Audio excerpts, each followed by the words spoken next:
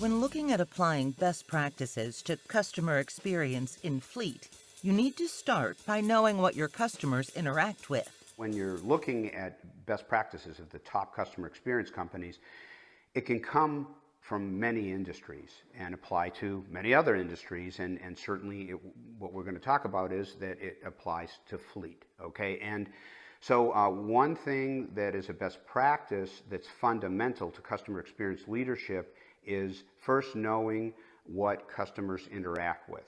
And so I call that the customer experience continuum.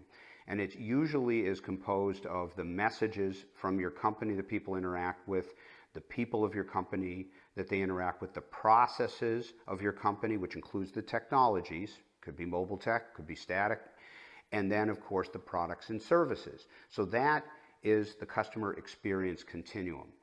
Now, what is common to most customer experience leaders is that when you develop those and you want to give people a great customer experience to inspire them to advocate for you, you will iterate.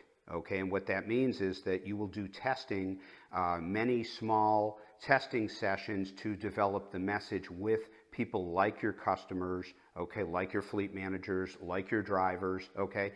You're going to do high frequency testing of the messages or the interactions people have with your people. Let's say you're developing a new service or a new product, or it could be new technologies or new services. So you do that at a high frequency and it's iterative. You do the same for user experience, okay? This would be a user experience people are having interacting with things in the vehicle or interacting with a mobile app or a website. So you don't just put it out there. What you want to do is you're testing this with people, if you're fortunate and you can test it with people you already have as customers and users, okay, fleet managers and drivers, that's who you want to test it with.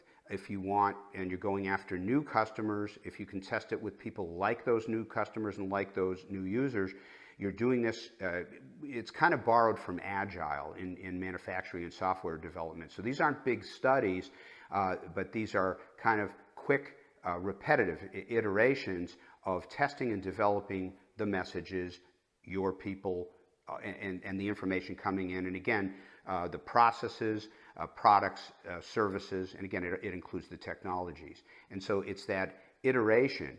So it's looking at customers and users as important inputs for the development of all those pieces in the customer experience continuum that's going to give you an advantage in customer and user experience.